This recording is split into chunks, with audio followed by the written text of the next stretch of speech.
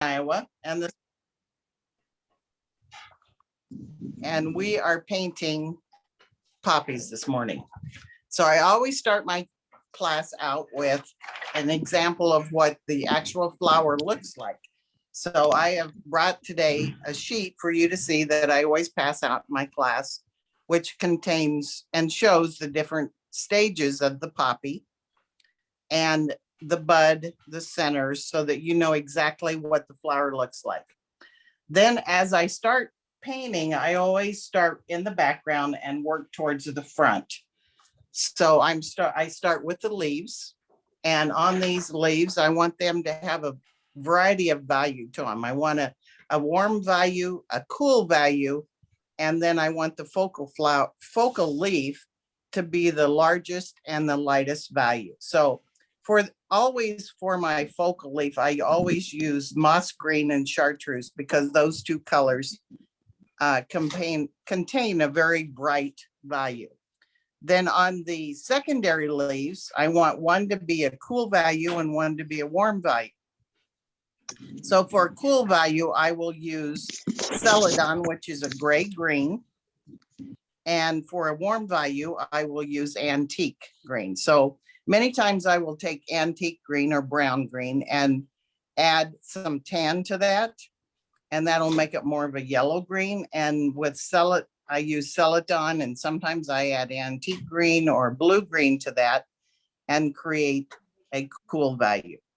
Then on the second day is when I apply the shadow leaves. And those leaves are a blue, muddy, purpley color.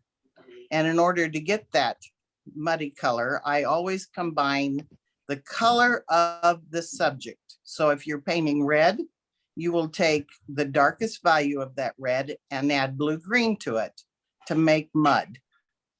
If I'm painting ruby flowers, I will use ruby and add blue-green to it. If I'm painting purple, I will take purple and add blue-green. So whatever your subject matter is, you just take that main value and add blue-green to make it muddy. So I'm going to show you a couple examples of the different types of poppies. This was one where it's just the main focal poppy with the green leaves, and then the background has a variety of colors in it. This one is all red poppies, and you can see the background of the blue shadow leaves in here and the main leaves here, and then I've come back and added red on these. I'm going to paint also a white poppy today. So I have a white poppy surrounded by the red poppies. And you can see in this background here, these purpley flowers or leaves, sorry, those are done on the second day. And those are actually violet of iron mixed with blue-green. So I went ahead and sketched my piece today. And so I put my focal piece here in the middle. And then you need to always have an irregular number, no matter if it's leaves or flowers or shadows or whatever you're doing, it needs to be irregular. And I just basically, when I'm sketching, I'm not drawing, I'm sketching. So the more time you spend in sketching, the less likely you're going to wipe it off. So you want to do it as quickly as you can, just get in, give yourself an outline, and that gives you more freedom to change your design as you're working. And then I have my main flower here, and these are secondary flowers here. And then you always need to have different stages of growth in your composition. And then our supporting subjects are your leaves. So I'm going to show you first, and this is how I always start, is with my leaves. So we're going to paint our leaves first, but I want to show you first my palette. And this is how I set up my palette, and I use the same colors no matter what I'm painting. I start with the yellows and go into the reds, and then the greens, the different values, and then the blues, and then the pinks that go into ruby. And then I always have black, brown. And this pile over here is flux. So I use flux for a lot of reasons. if I want a light value of any of these colors, I just take my flux. So you would take like 4 parts of flux and add whichever color you want. So if I want it to be a yellow, really, really light yellow, I'm going to mix that with my yellow brown and give myself a really light value. The same with any of my greens, pretty much, we keep those the same. But if I want an air blue or a light blue, I just take maybe, it's not quite 2 parts, a little over 1, and 4 parts of flux and mix those 2 together. And now you have an air blue. But if you want it to be more of a purple value, then just add a little pink to it and make that more of a lavender air blue. So I use flux for a lot of reasons, especially on my last fire. I use that a lot for washes and creating different values in my piece. And I also use it to soften my brush strokes. So that's my palette. Now, my medium that I use is very similar to the old Masters formula, which was 8 parts dark copaiba, 2 parts lavender, and 2 part clove. But I add 2 parts mineral oil because I want it to stay open a little bit longer, and it also keeps my brushes from getting stiff. So as you can see, when I load my brush, are we in focus here? I want it to be oiled on both sides. So I'm loading it on this side and I turn it over and load it on that side. I rarely clean my brushes. If I do, I just dip it in brush cleaner and swish it back and forth to pull out the paint. But I don't want to strip all this oil that I've built up back in through here, because that's what's going to put all my paint down. So I'm going to start, I always start with my leaves. And I start with the lightest value because my brush is clean and I don't want it to get muddy. So I combine those. Remember I said I used chartreuse and moss green. So I'm going to get into chartreuse. And when I'm loading this brush, I'm not just barely catching the edge of it. I'm doing what they call a fully charged brush. So we're pulling all the way this paint down and into that brush. And if you can mix those colors on your brush instead of in a pile, you're going to have a lot better value and more interest in your composition, because if you take those 2 colors and mix them together, it's going to give you more of a dead color instead of a pretty value. So this is moss green and chartreuse together. And I just mix them back and forth until I get kind of a yellow green that will hold its value. So I want this to be my focal leaf because it's very close to my focal flower. And I just start in and put that color in there. And the brush strokes are not near as important as maturing the paint after you get it brushed on. And when I start to paint a composition, I'm going to paint every leaf before I ever start to come back and pull out any highlights. So as you can see, there's a lot of brush strokes in here and it's kind of blotchy. We don't worry about that because we haven't got to the part where we're going to mature that paint yet. Now, if you're a beginner painter, your teacher's going to ask you to be very careful with your brush strokes, but as you've been painting for 20 years, you'll get to the point where you're like, just get that paint on there. That's the most important thing. And you can see, I'm not painting this whole leaf with one brush stroke. I'm coming back, I'm reloading my brush. I'm going to pull that stem down. And when I sketch this in, I use just a carbon pencil. If you use a Sharpie, that kind of plays with your brain and it will force you to stay inside the line. So I try not to use a Sharpie, and sometimes it will leave a ghost on your painting. So when you fire it, it'll come back out. So this is going to be my main leaf. You can see it's got a lot of chartreuse in it. And I'm not going to touch that until I came back and put the other two leaves in. So what I'm thinking when I put these colors in, I always want the lightest value to be the closest to the focal flower. So a good thought when you're painting is the farther away you get from this focal flower, the bluer in value everything has to become. In order for it to recede, it has to have a blue tint to it. So when you're thinking about this at home, when you're doing a composition, just think, well, if I add a little blue to that, that's going to force that to go to the back. So this I sketched in, it's kind of little, but you can see I put it in really fast so I can change that because I haven't spent 2 hours drawing that out. So I know that my light source is going to come from here.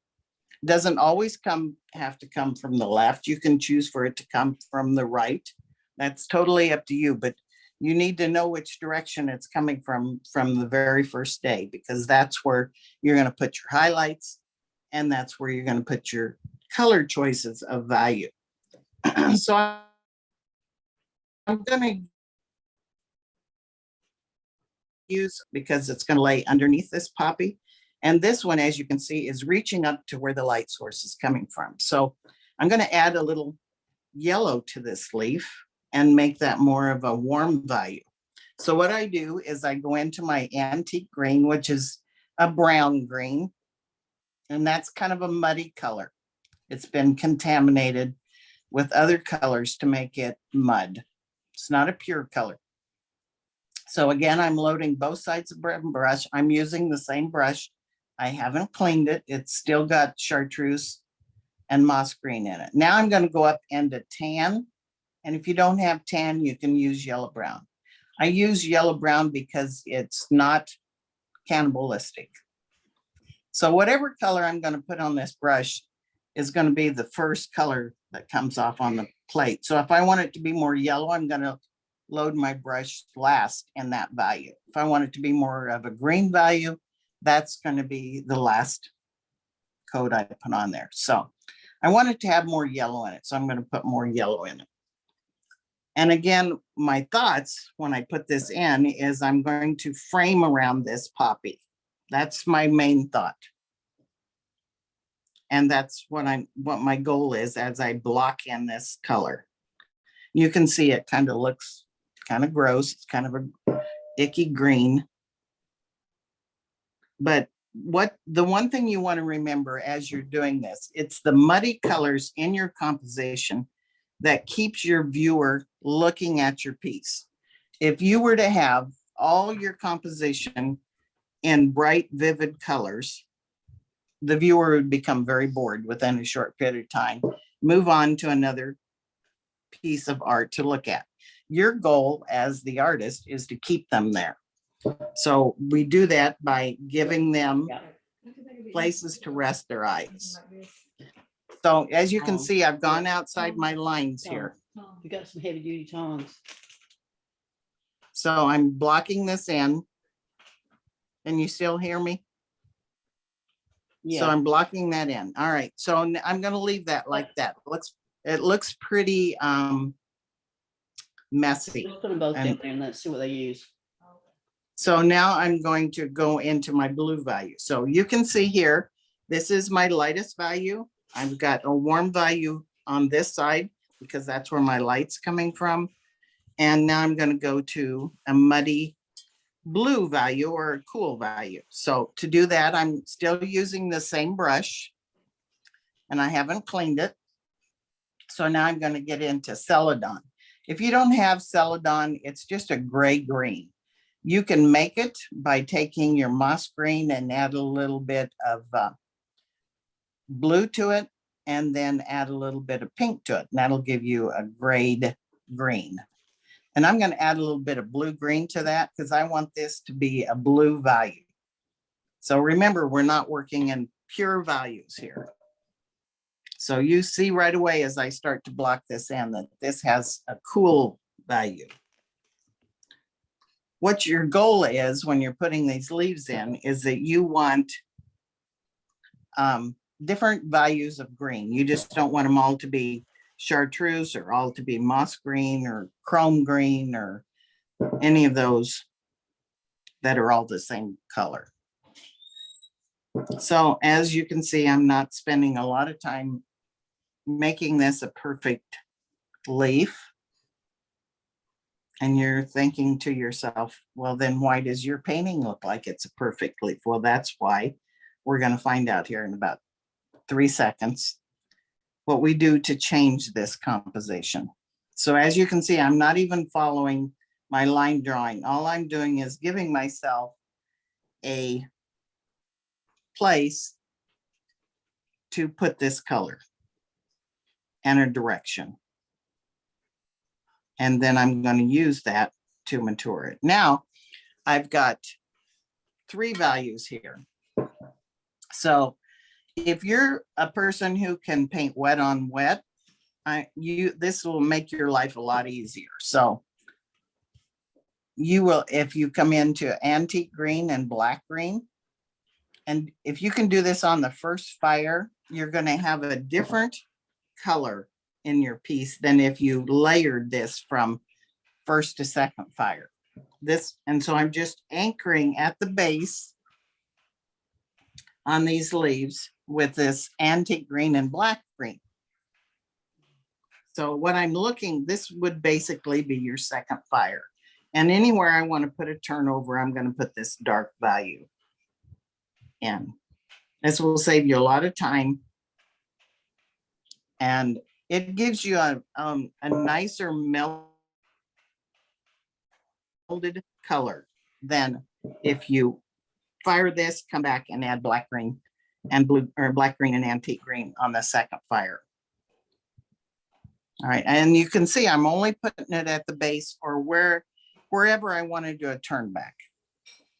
And so I've done the blue one, now I'm going to do the warm value one. And you're thinking, well, there's a big line that separates these. Yes, there is, but we haven't matured this paint yet. So now I'm going to come back and I'm taking my brush and I'm working just a little bit of that paint out so that my brush has a sharp edge on it and it doesn't have a lot of paint, but it still has a lot of medium in it and I still haven't cleaned it. So now I'm going to come back and airbrush these leaves. And basically what I'm doing is taking that paint and moving the paint and softening those brush strokes. This is what I call maturing those brush strokes. And what you're actually doing is when you're airbrushing above that, if you want it to move a little bit, just get a little bit closer and that'll move the paint even more. But what you're actually doing is moving the oil because you've mixed your paints with oil. And what's happening is it's forcing that pigment down to the china. So you're not pulling all your color out. You're just airbrushing above it.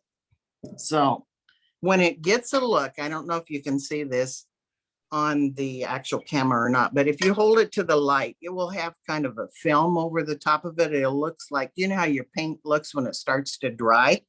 That's what it kind of looks like. So when it gets to that point, you now can come back in and pull out your highlights because at this point, all that good pigment is laying right next to the china. So when you come back in and pull that paint off, you're not going to pull all your paint off from that. You're just going to be pulling a lot of the oil. So now this is our focal leaf and I want to soften those brush strokes.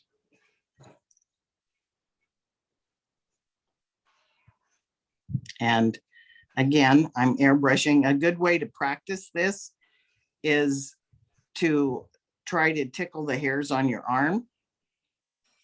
And what happens is your brain kind of records how close you can get to the subject without actually touching it. And I'm kind of cross hatching back and forth so that helps to knock down the brush strokes.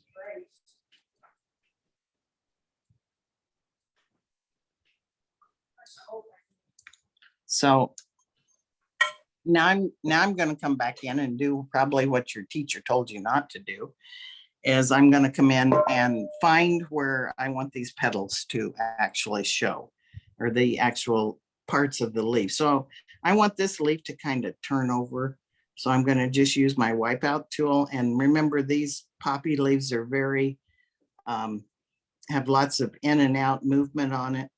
So you can see I just used the wipeout tool, created an edge there.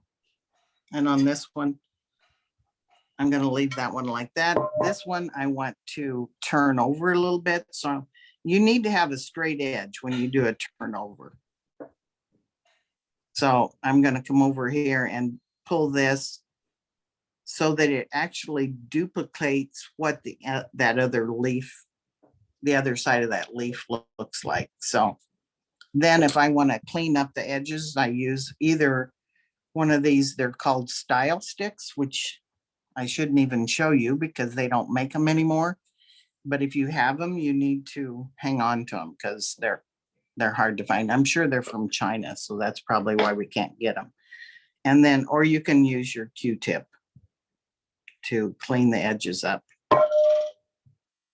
And then I'll come in here and make little irregular edges. What you're looking for is not circles, and you want to create different edges on your piece to give it more interest. Not a straight line.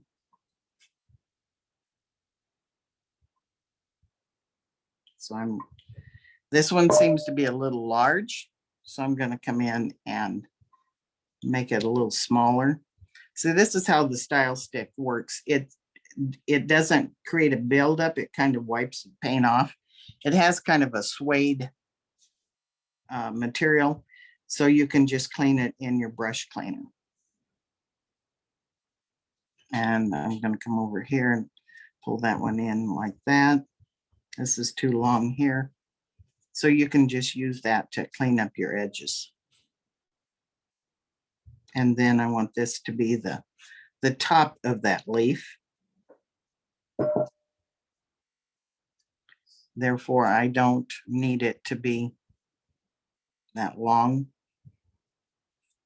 So I'm just wipe it off, the edges of it, and clean it up as it comes around here. All right, now what I do, you can either use the same brush or you can drop down this size smaller and brush. I usually drop down a brush size. I meant to tell you when I started, the brushes I use in painting, I use this almost in every flower or fruit that I paint with. When I'm doing animals, I use other brushes, but I'm using a 10 or 12 to lay in the subject matter. And I use the quill because I like the way they twist and turn. They're very floppy. And I use it, and it works well with my medium because it drags. So I usually have 2 or 3 of the same brush, and I'll have green in one, red in one, and whatever colors I'm using. So that I use the 8 or the 10 or the 12. And then I always have an 8 to drop down in to pull out highlights.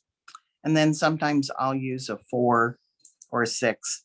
And then I always use the liner for scrolling or for putting in the stem work or branches or whatever. So I'm using a 8-inch brush. I don't like the way the end of this leaf looks here. So I'm just going to knock the edge of that off. Bring it down like that. And if you want a clean cut on your piece, you're going to go into your brush cleaner and clean your brush. If you want it to leave a little bit of paint on it, then just use your medium to clean off your brush. Now I want to change this a little bit because I want this to have more of a turn back here. So and again, watch that I'm using the corner of my brush to wipe out I'm using the corner where my thumb is because it has a lot more pressure. And then I soften with the little finger because that does not have as much pressure on it. So I cut with one side and soften with the other.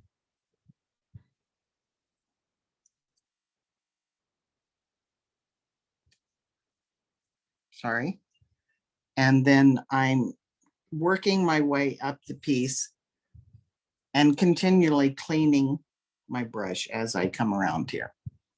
Now I want this to turn. If I don't like the way it looks, I haven't spent 2 hours sketching this on here, so I can change this. And I may do that after I get my flowers on here. I may decide this is too big over in here, which it is. So I'll just come in and pull that off like that. Bring that down, excuse me, down. All right, now this one, I'm going to come in. You're seeing the full fort value of it. So I'm going to come in, pull my vein line down the middle. And then I'm going to lay my brush on that line and pull out.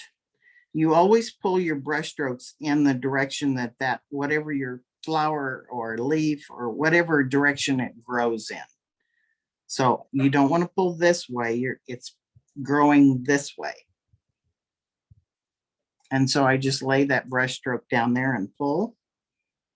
And this gives me the highlight, plus it also gives me negative space. So now if I want to create a little more movement in, I can put a little highlight there. Now I come back and use the corner of my brush and put in vein line. So I put in a long vein line, a short one, and a medium one.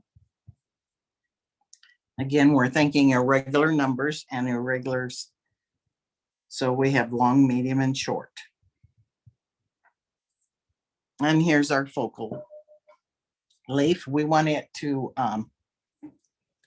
be the lightest value. So I'm going to come in and pull out a lot of color on here, because what I'm thinking when I put this highlight in, my thoughts are, where do I want to add more color? And where do I want the light to come in at? So when I'm putting in the highlights, I'm thinking, gee, that's a great place. I can add some red if I want red in there, or whatever the color in my composition. But I need to get that color out of there in order to be able to put another color in. So again, I'm cutting with the left and softening with the right. So I'm just, as you can see, I'm just laying right on that line and pulling. In this case, I'm pulling down because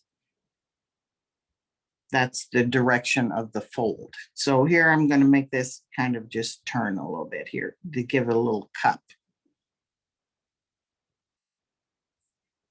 And soften that. All right. I want to clean up the edges a little bit there. All right, so now we're going to start with our poppies and get a clean brush. And the other part of that is we're going to be working in reds. So we need clean towels because this is all green, and we need clean medium, because if you contaminate any of that red with any color, doesn't make any difference if it's pink or green or blue, it's going to make your reds ugly. So clean brush, clean towels. So I'm going to start with the back flowers first. I always usually work from the back to the front. I want to clean up this green. So I'm going to do all these background ones in red, this one and this one, so you can see the difference in the centers. And then I'm going to take the one in the middle, that's our focal flower, and make it white so that you can see how to do a white flower. So again, I'm loading my brush again, and that's the first thing I do every morning, is because just like you, after sleeping all night, you're thirsty. So are your brushes. So I just come back in and recharge them with oil. These are my colors of reds. I use yellow red because it's not cannibalistic. And I used, it's either blood red. I love the color that's dull red or rich red. It has a very strong pigment to it. It'll fire to a 14. And that actually was a Freddie's color, which you can't get anymore. But I know Michael Turner had a stash of it. So, and Cheryl Meggs bought his paint, so you can get it from Cheryl. And Jimmy did have some, but I'm not sure he has anymore. And then I use Violet of Iron. So those are the colors I use because they're not cannibalistic, which means they will not eat other colors. So yellow red, this was also Freddie's, and you can see is very orange looking. It also will fire to a 14, and Jimmy does still have that color from Dallas, China. So I'm going to use blood red or dull red or rich red. Pompadour can be used. It sometimes is a little more duller in color and it will not fire hot. Persian red sometimes can be cannibalistic. So you just can't trust who the manufacturer is on that. So I try to stay away from the Persian red.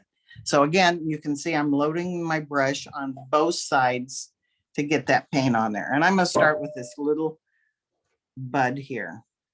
And I made one stroke and now I'm making another stroke, and I reload my brush every time. In a class with Andrew Orr one time, he had us see how long we could paint by loading our brush and carrying that paint out. So that is a good exercise for you to use to make yourself load your brush with more paint.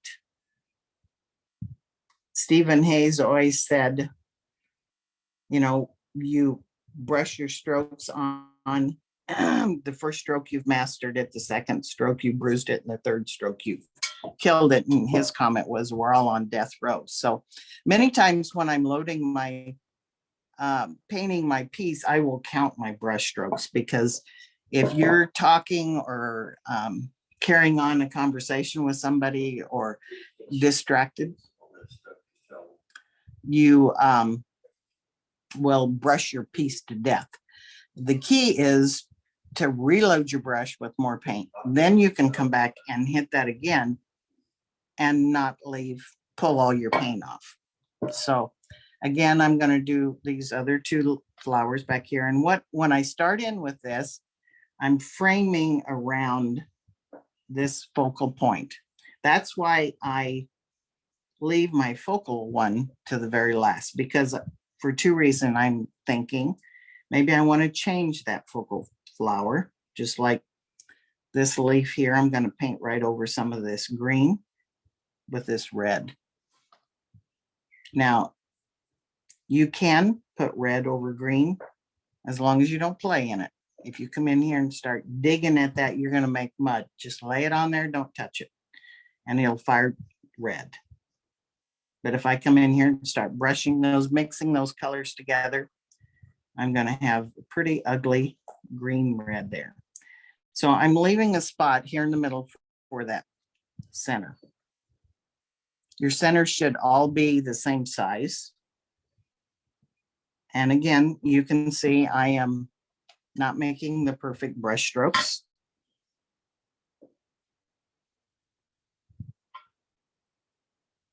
And if my paint starts, when I start to lay these brush strokes in here, if I see white coming through on my brush strokes, then that's telling me my brush is too dry. And so I go back and dip into my oil just a little bit. And as you can see, I'm leaving some dark in there. And again, I'm going to come back in here and put this dark in the centers, because I want to get that in on the first fire. Now, if you remember the first page that I showed you, the centers vary in the different poppies. And even though you think they're black, you can see they're actually purple. So if you can learn to put purple in there first instead of black, it's going to have a prettier color to it. So lots of times I will come in here, put purple in first. Second fire, I will come back and put black over the top. That purple is a dominant color, and so it'll always come through. This is a turn back poppy. So I'm just, you're actually seeing the back side of it.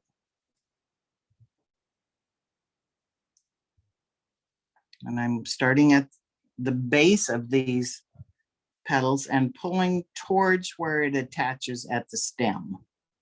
The stem's going to go right there. And I haven't put my stems in because if I come in here and put that green in there and I try to put this red right up next to it, I'm going to drag that green into my red, and then I'm going to have mud. All right.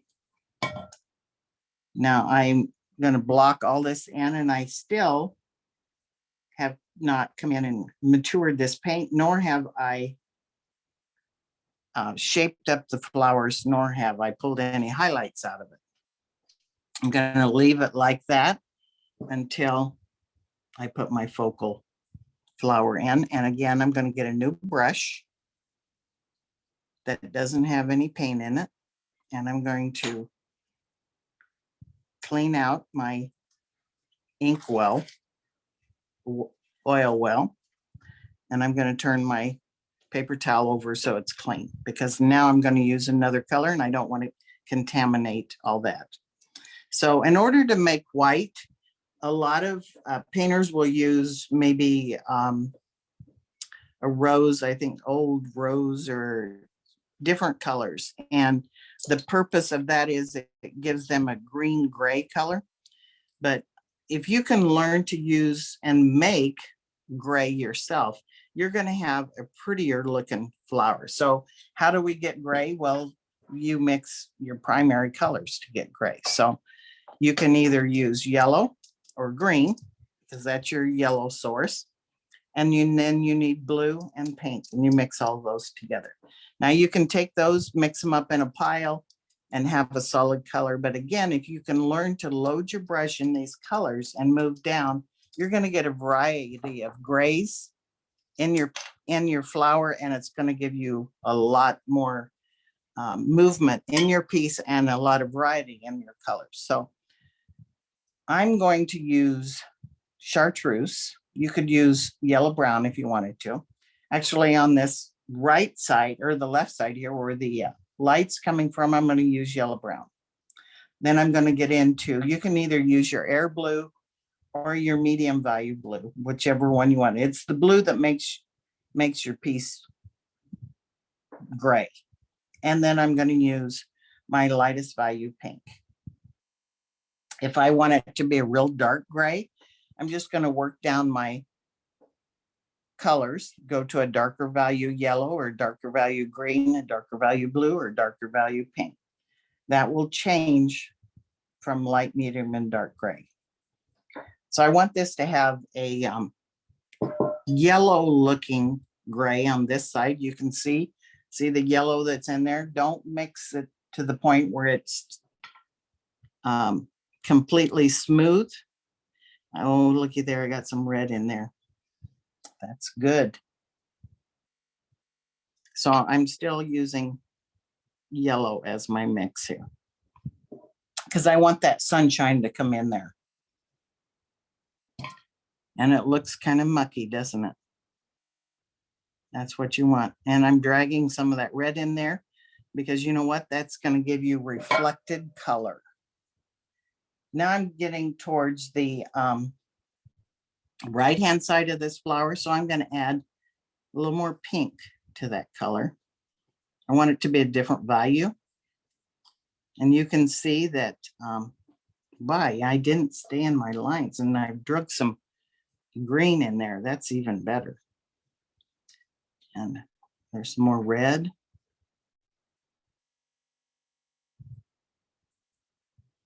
It's looking pretty mucky. Now, as I get towards the bottom of this flower, I want it to have a bluer tint to it. So again, I'm going back into my green, into my blues, and into my pink. And the last color I'm going to load is the blue, and I want it to be a stronger blue color. So I add more blue, and you can see right away that has a bluer tint to it. And I can drag more green in there. And still using all this muddy mess here. And I'm going to pull more green into this, down in through here. What I'm looking for as I'm painting these in is irregular edges and unusual shapes, because it creates more interest in your piece. Some flowers, the petals are just round, round, round, round. Well, you as an artist can change that, because that's your prerogative. And I do, because it's boring, round, round, round. All right, now I'm going to come back. And I'm using this brush because it's white. And so I can soften these brush strokes. And so again, I'm going to come back and mature the paint. And I may drag some of that color into that white, and that's okay.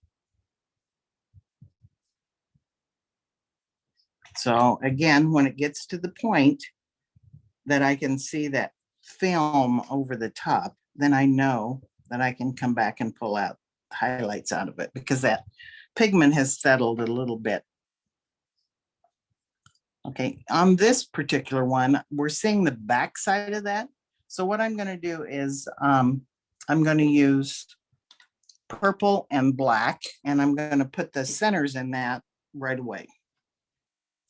So I don't buy purple because it's very expensive, and you're paying top dollar for a gold color. So what I do is I take 4 parts of royal blue and 2 parts of your favorite very good ruby. Don't get the cheap, gritty, gummy ruby. Use your very best. So it's 4 and 2, and you mix those 2 together.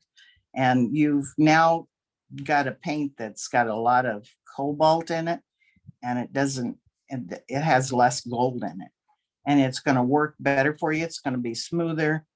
And you're probably thinking, well, but what if I don't have the same value in all the pieces that I'm painting? Well, you don't want the same value. You want different values of color in there. So there's my purple. And I'm going to take that purple and use that.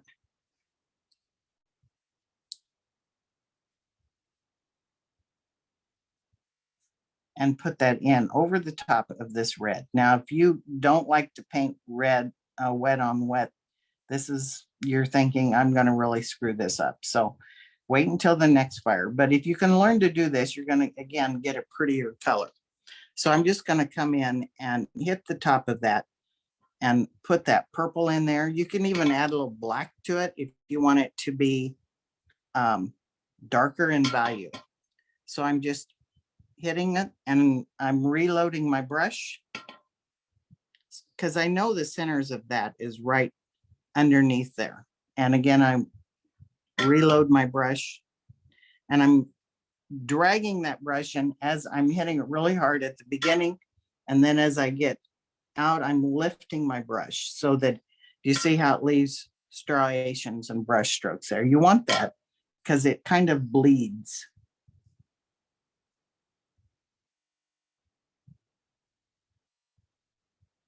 And I put these centers in first before I start putting any highlights in, because when I put those highlights in, I want it to be under this dark value. So the same with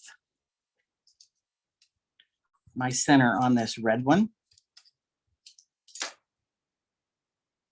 Loading my brush with purple. And I'm coming in here and putting that purple right over the top of that red. Now I can do this because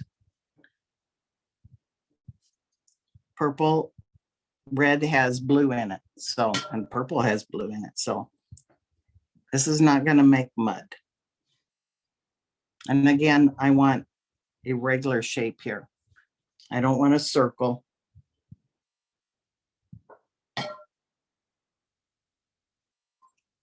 And so on the next fire, I would come in here and add black. What I do is I come over and just give it a wash of black. And that purple would bleed through. So now I want this to bleed just like this does. So I'm going to come in and drag that purple out a little bit. And if I run out of purple, I just get back into my ruby and blue and mix it on my brush. As you see, my palette gets muddy very quickly. I probably clean my palette at least 5 times a day. After I get done mixing this and I start to go to something else, I clean all this up because that's full of dirt. All right.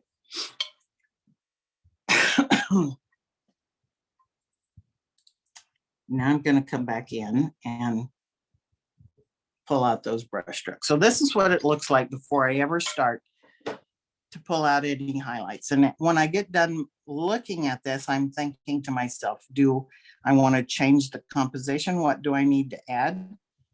This is why I wait until the second fire for shadows, because I'll use those shadow leaves to add more to my composition, to move my eye through the piece and to create more interest.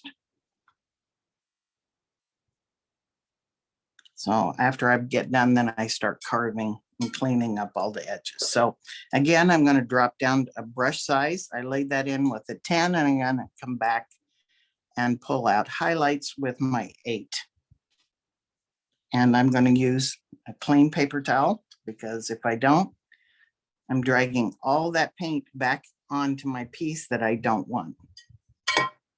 So I'm going to start with the ones in the back and work towards the front again, because when I get to that focal point, I want to change. If I want to change that, I can do that.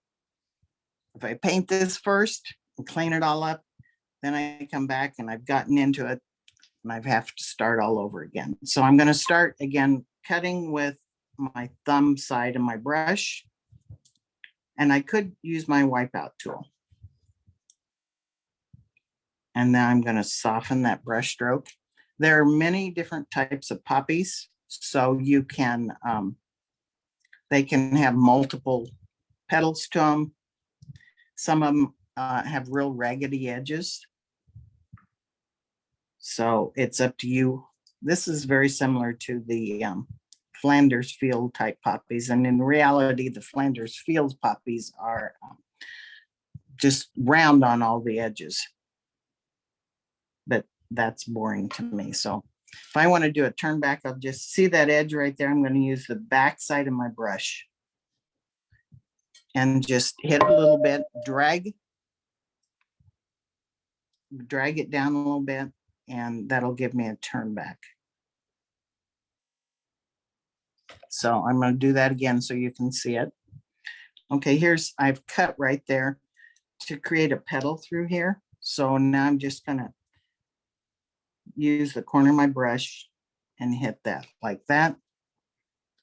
And that'll give me a turn back or a flip up, more or less. And you don't want to clean that out because tomorrow you end up going back and painting it anyway. So we want color on there. The turn, when you look at them, there are color in them and they're not white.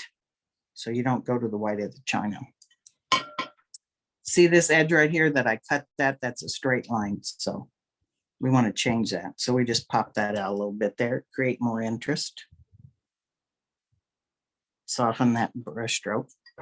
This one back in here is in the back. Doesn't have a lot of interest. We're not going to even touch that because one of the things that I see a lot of, it's not just China painters, but it's oil painters, it's everybody. We want to tell the viewer everything there is to know. And the farther away you get from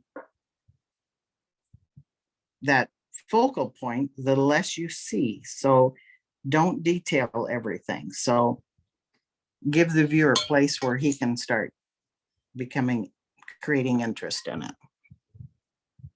So we're not going to touch that. Actually, down in through here, there'd be another petal. So we're going to hit that right there just to tell the viewer there's might be a petal down there. Okay, here, we're going to put a petal there. What I do see is if you were to look at this under a reducing glass or with value change, these are very close to the same value. So I'm going to come in here and create a sharper edge with my wipeout tool. And now I can just lay my brush on there and put a highlight in there.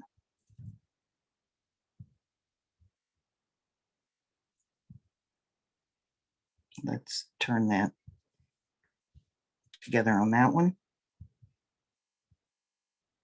And create a different size of petal there. You could come in here if you wanted to make another row of petals.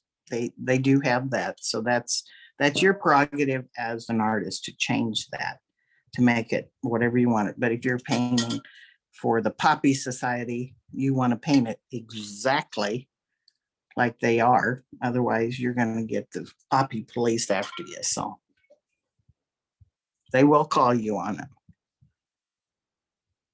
So now I'm going to come in and straighten these edges up a little bit on this one. This is the back side of this poppy. So I'm just going to come over here and let's create a little turn back right there. And so I drag that brush, and remember I can't pull this petal this direction because it has to attach right up here. So now it has to come this direction.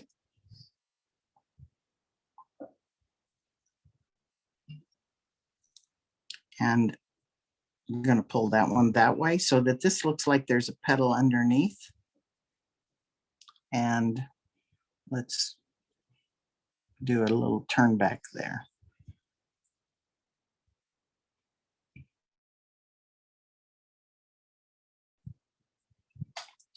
And another one here. So you can see once I've got that color in there, I'm not coming back and repainting or putting a lot of detail in it. I'm going to put a highlight right there because that's where the end of that petal is. And over here, and pull that up, leave that like that. So the less you tell, the better it is. And I still haven't put these buds in or attached any of these stems. All right, let's do the white one. So now I'm going to use, I want to use a bigger brush stroke. So I'm going to go back to a 10. I think I used a 12 to lay that in with. So I'm going to use a 10. I'm going to make sure that this brush has all the paint out of it, out of the hairs in it. So I'm cleaning with my brush cleaner. I love Terp. It works like nothing else works. But a lot of people are allergic to it. So when I'm traveling, I try not to bring, well, I can't bring it when I'm flying, but when I'm in a class, I try to use something else. Nothing works as well as Terp, however. Let's get this little bud in here. This time I don't want a hard cut on this, so I'm using this side, the little side of my little finger side, and I'm dragging that brush down. So by doing that, I get a bigger wipeout. And so I'm going to take this side and put a little turn over there. And this side, I'm just going to drag it again. A little sharper edge there. And let's pull this out a little bit so it creates more interest there because this is a straight line. And now I think I'll pull that this way and make that cup a little bit. So as I'm laying this brush down, I'm doing kind of a C stroke on that to turn that petal a little bit. I can create an irregular edge. And if you want the edge to be sharper, I'll do this many times. I'll come in here and use my wipeout tool, create that real sharp edge there, another one here. And then on second fire, I can come back, wash over that, and that gives you that highlight there. I don't soften this because I want that strong white cut there. All right, now I got a clean brush.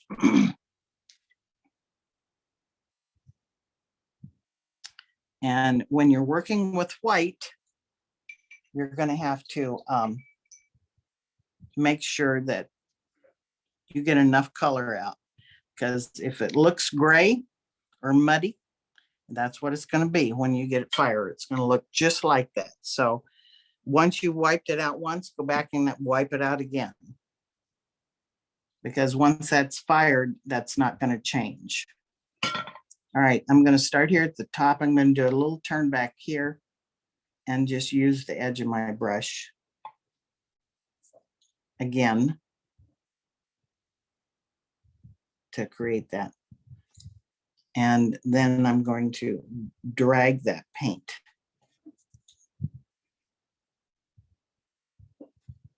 And you can see it still has a lot of color in it. Again, I'm cutting with the thumb side of my brush. And I notice that I'm making slower strokes, because the slower you go, the more paint you're pulling off. So I want to get that paint off of there. If I come in here and just quickly run through it, I'm not going to pull all that paint off. So I want this edge to be real unusual up here. So I'm just going to use my wipeout tool. I want to turn back there, and I want this to have some movement in it. And because I'm really close to the red, I want a sharp edge on that. So now I'm going to take the corner of my brush and drag that paint down, because I'm going to use that paint for shadowing. You can see how that kind of made a pleat in there. Ooh, look at all that red. We like that.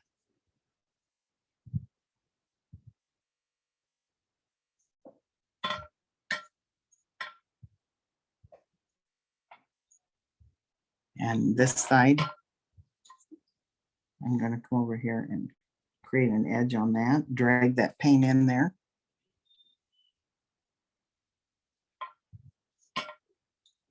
Again, notice that when I'm pulling out color, I am wiping my brush off, because I don't want to, if I come back here and keep wiping out, I'm going to continue to add more color to it.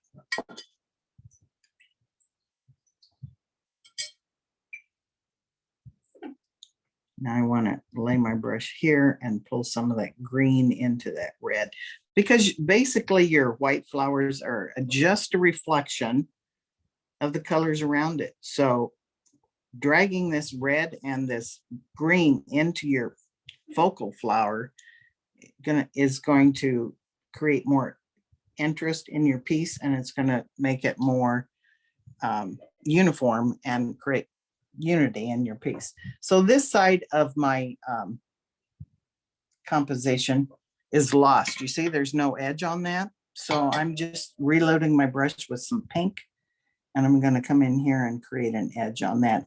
I could do this on second fire. I don't have to do that on my first fire, but I want to make sure that edge is there. Now I'm going to create this particular piece is going to have more than 5 petals. It's going to be kind of a double poppy. And the reason why is because I like it and it's prettier. And so when I'm thinking of pulling these colors out, you can see I'm still leaving a lot of color in there. That's the reason why, is because I'm going to come back and put another layer of color of petals in there. Now I'm going to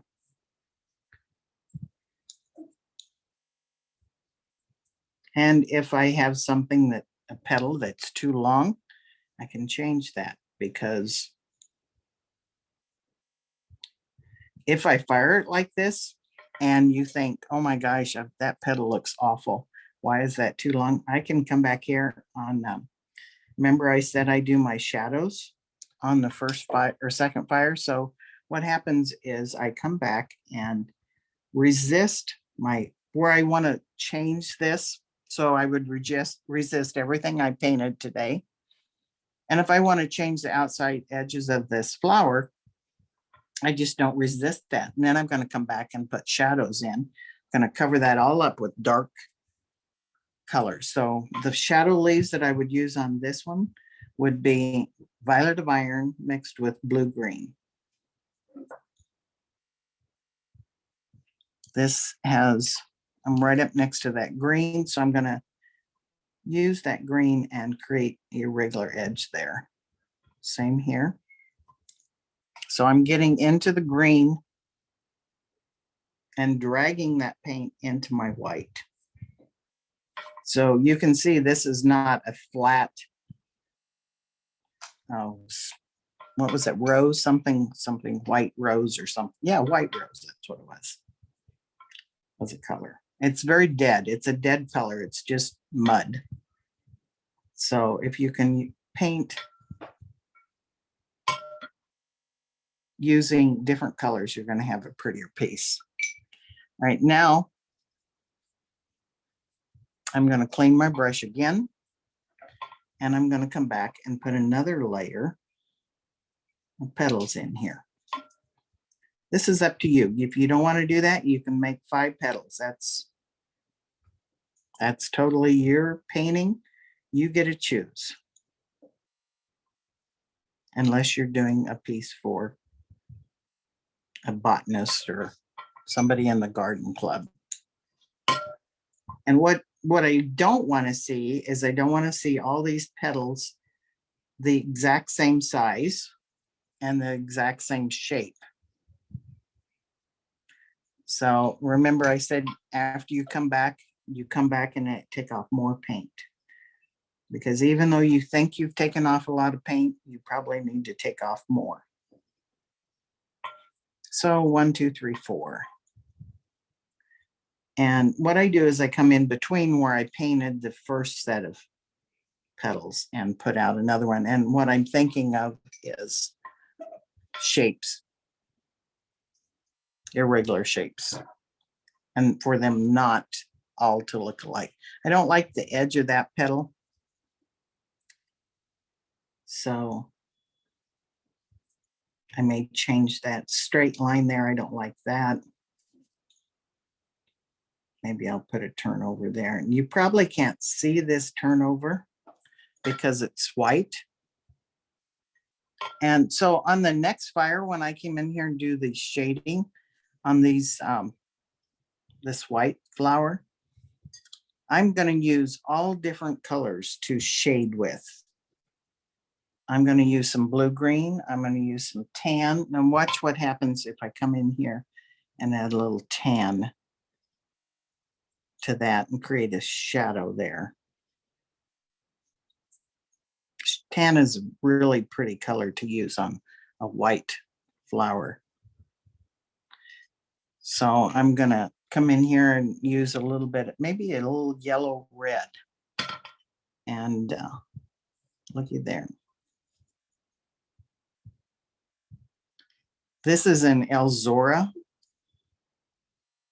which she basically has gotten it from the masters. She spends a lot of time studying Bischoff, Aulick, and Lykoff. And what she does is she comes in, and on the shadow side of this center, I'm going to get some blue-green in my piece. She comes in here and puts a cast shadow under that center of blue-green.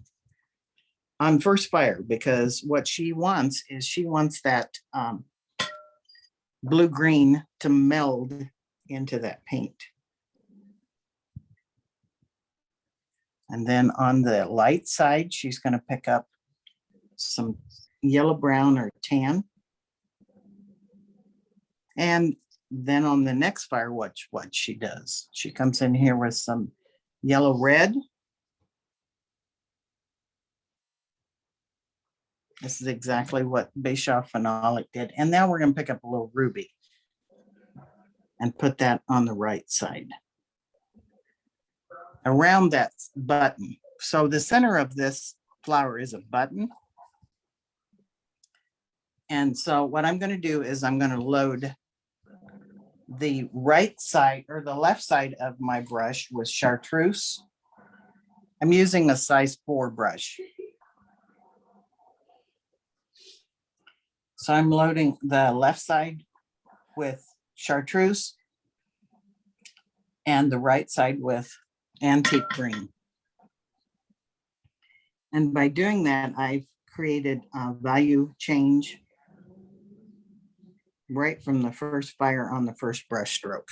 And if that's too hard for you, just come in and paint the whole thing with chartreuse, then come back with some antique green or any muddy green and put a shadow on it. The centers on the red poppy is, again, it's purple. It's not black, it's purple. So again, I paint them purple and then I come back and overpaint that with black. So the button, I come in here with a round button. And you probably cannot see that because that is so dark. So in order for you to see it, I'm going to outline it so you can see the edges on it. And we're going to create a center in it. And then it has all these little variations that come up on it. So I just use the wipeout tool. Some people can do this with a brush and turpentine. But we want a clean edge on that because what we're thinking is on second fire, we're going to come in and wash over that. All right, same on the green button. It has a little C circle on one side. And then because that actually gets shaded in there. So now first fire is I come in and you can either do this on the red ones. I would not do it on the first fire. I'd come back and do that on the second fire.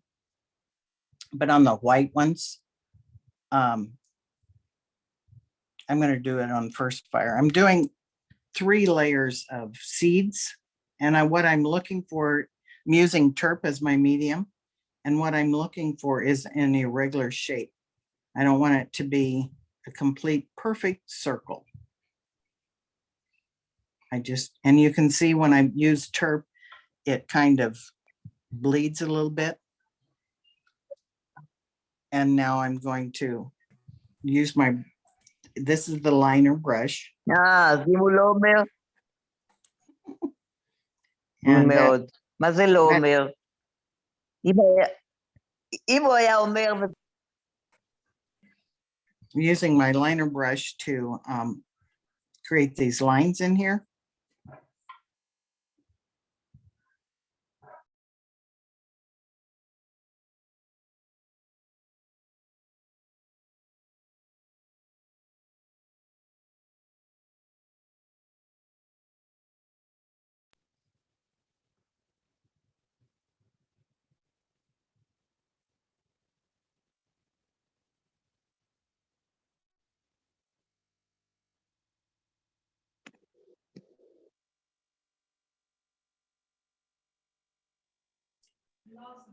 Jane, can you unmute yourself, please?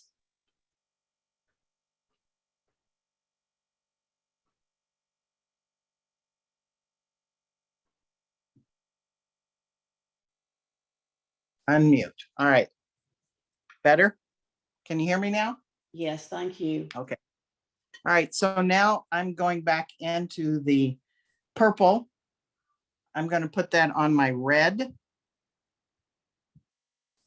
It's not so important to get that purple in on the red one today, because you're going to put 2 more layers of this on. Second fire, I come back and hit it again. And third fire, on third fire, what I'm looking for on third fire is making sure that everything has 3 values. And the focal point needs to have at least 5 values in it. So I may have to come back here and hit it again. So, all right, now again, I'm going to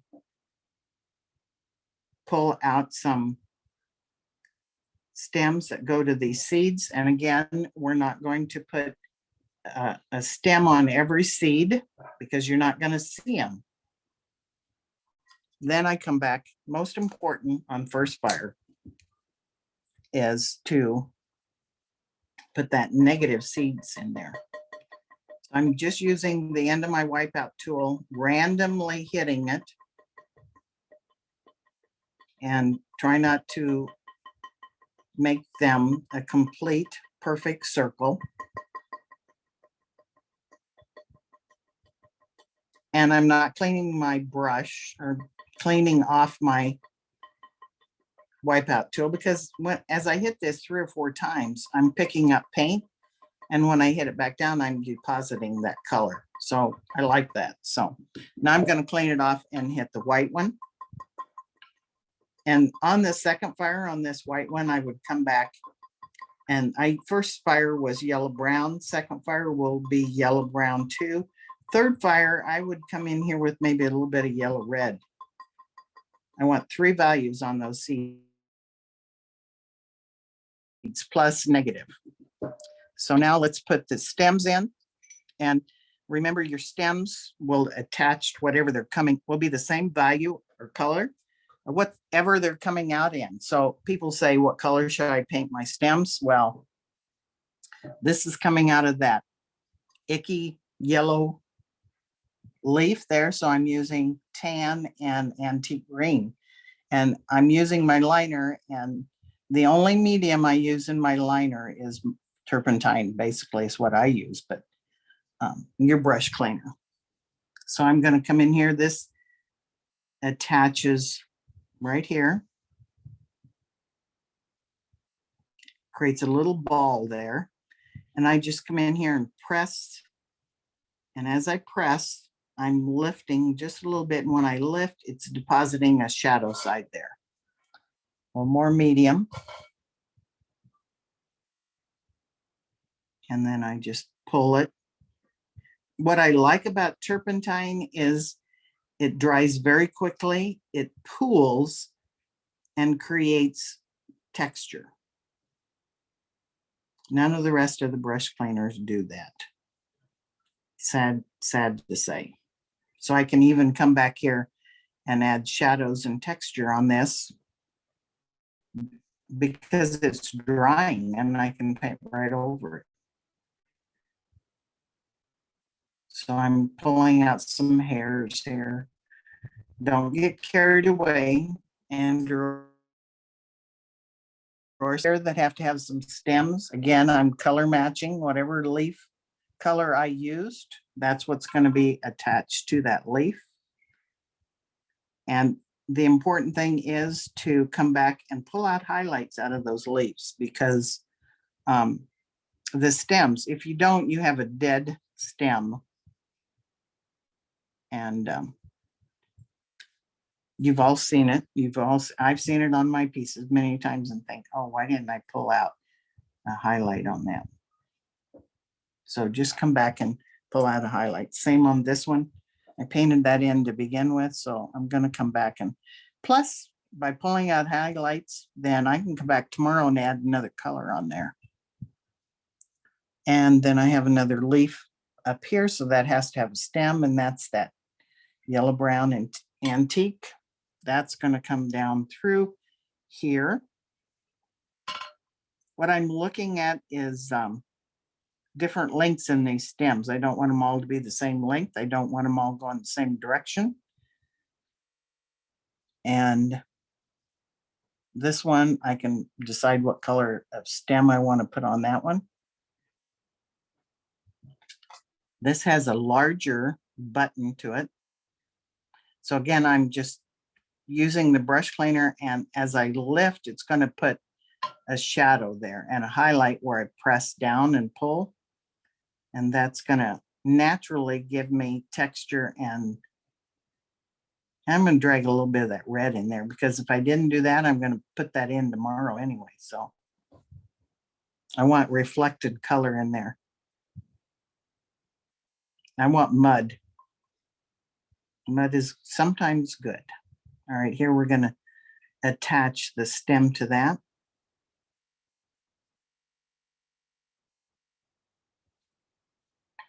And I'm going to pull out a highlight.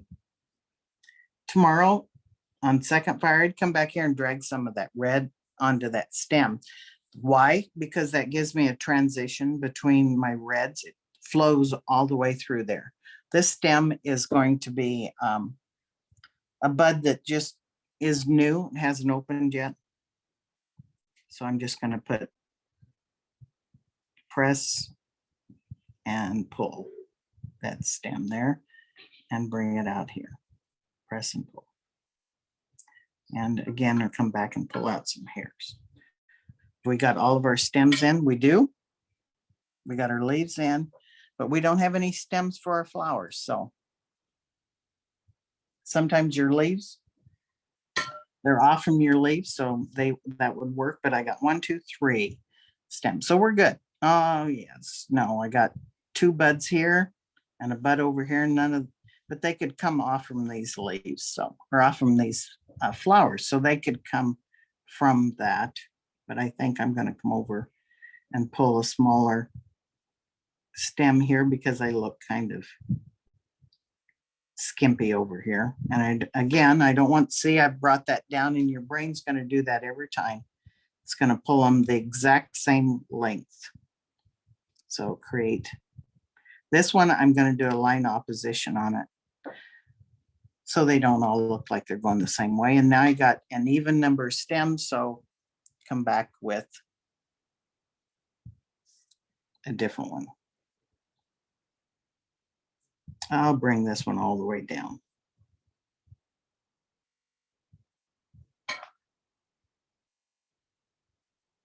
Okay, we're done. Questions?